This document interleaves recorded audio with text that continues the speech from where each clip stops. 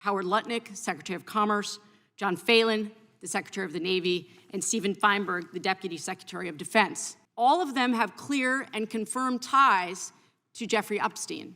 Yes or no, has the Justice Department asked Secretary Lutnick about his ties to Epstein? Was the president aware of Secretary Lutnick's ties to Epstein? So I'm going to conclude that the president, in fact, did know about his ties. Shame on you. Oh, for goodness sakes, this is pathetic. This is not a game, Secretary. I'm Attorney General. My apologies, I couldn't tell.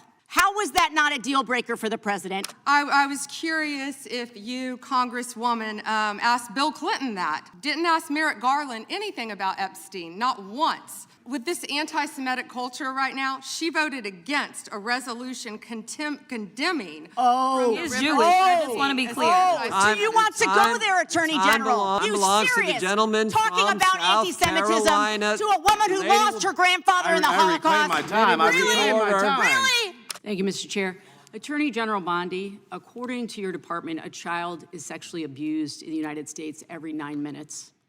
And the vast majority of survivors never get justice. And that's one of the reasons why I think the Epstein case has resonated so deeply with so many Americans. And the other reason, I think, is because it has revealed a two-tiered system of justice. And the powerful are protected, and the survivors rarely get any accountability. And the Epstein files contain evidence of a multi-decade international criminal conspiracy involving some of the wealthiest and the most powerful people in the world. There's evidence of financial crimes, political corruption, sex trafficking, and of course, horrible sexual abuse. And I want to remind everybody, this isn't a game. These are real people, people who have suffered, who are sitting here with us today, and they deserve answers, and they deserve accountability. And I'm here to try to get some for them. Now, I've seen some of the unredacted Epstein files, and obviously, as you know, President Trump's name is all over them, but so are the names of other senior Trump officials: Howard Lutnick, Secretary of Commerce, John Phelan, the Secretary of the Navy, and Stephen Feinberg, the Deputy Secretary of Defense. These men were appointed by President Trump to senior positions in his administration. All of them have clear and confirmed ties to Jeffrey Epstein. Attorney General Bondi, yes or no, has the Justice Department asked Secretary Lutnick about his ties to Epstein? Excuse me. Secretary Lutnick has addressed those ties himself. I'm asking you, has the Justice Department specifically asked Secretary Lutnick about his ties to Jeffrey Epstein? He has addressed those ties himself. Has the DOJ asked Secretary Phelan about his ties to Jeffrey Epstein? I don't know whether he has addressed those or not. Has the Deputy Secretary Feinberg talked to the Department of Justice about his ties to Jeffrey Epstein? Yes or no? Has the Department of Justice talked to Deputy Secretary Feinberg about his ties to Jeffrey Epstein, which are clearly spelled out in the files? It's a very simple question. It's not a trick question. I'm just asking you. Yeah, I'm stunned that you want to continue talking about oh my gosh. Epstein okay, instead I'm of reclaiming my time. I'm asking murder. you not a trick question, a simple question. Okay, so what is clear is we have evidence. Do you know who Chris Malin is? We have evidence that 3 senior officials within the Trump administration have ties to Jeffrey Epstein. And what does ties mean?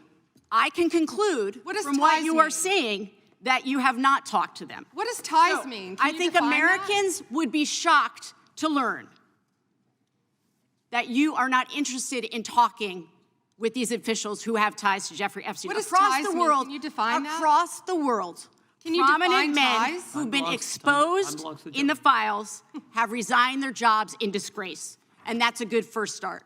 And that same standard, not saying the word Chris Malin. Standard should apply here. And Americans want accountability. Who is Chris Malin? Was the president aware? Please stop talking. It is not your time to ask questions. It is not your time. I'm reclaiming my time, Mr. Chair. One second.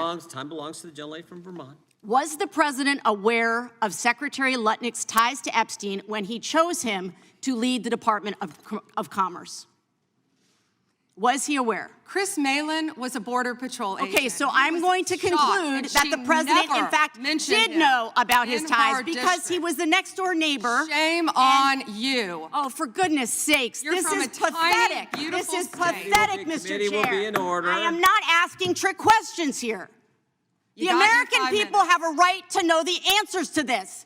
These are senior officials in the Trump administration. This is not a game, Secretary. I'm Attorney General. My apologies, I couldn't tell. By 2008, we knew that Epstein was a convicted sexual abuser. And we now know that Lutnick went to Epstein's Island in 2012. How was that not a deal breaker for the president? And why aren't you asking questions of the Commerce Secretary about what he saw when he was at the island, which he lied about not ever going to? Why are you not asking these questions? And I see that my time is almost expired, so I will say this. Do the right thing, Attorney General. Meet with the survivors. They have been asking for a year. Meet with the survivors. Do the right thing. I yield back. Gentlelady yields back. The gentleman from South Carolina is recognized for 5 minutes. May I have 20 seconds of his time? So that'll be up to the gentleman, but Absolutely, Madam Thank you. Thank you. I was curious if you, Congresswoman, asked Bill Clinton that.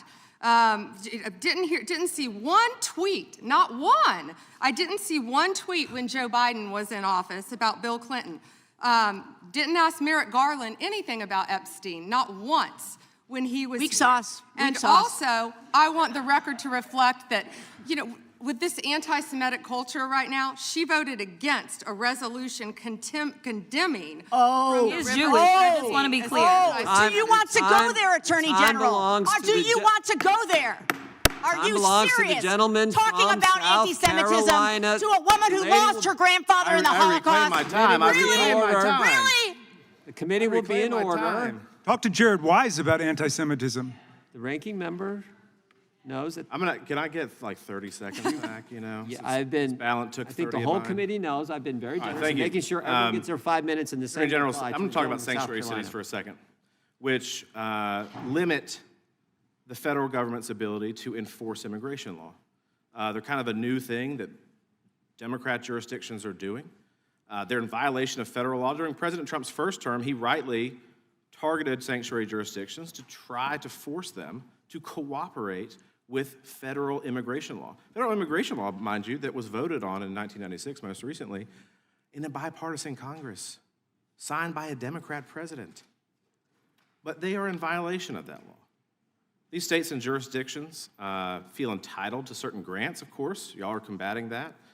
Do sanctuary policies limit the federal government's ability to accurately estimate how many criminal illegals are in the country? Yes. Thank you. This means that the number of illegals could be higher, probably higher.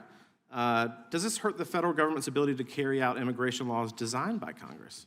Yes, Congressman. In your opinion, do you believe that the Biden-Harris administration and Democrat pro-sanctuary policies make our communities safer and for the American taxpayer? Do sanctuary policies make our communities safer? No.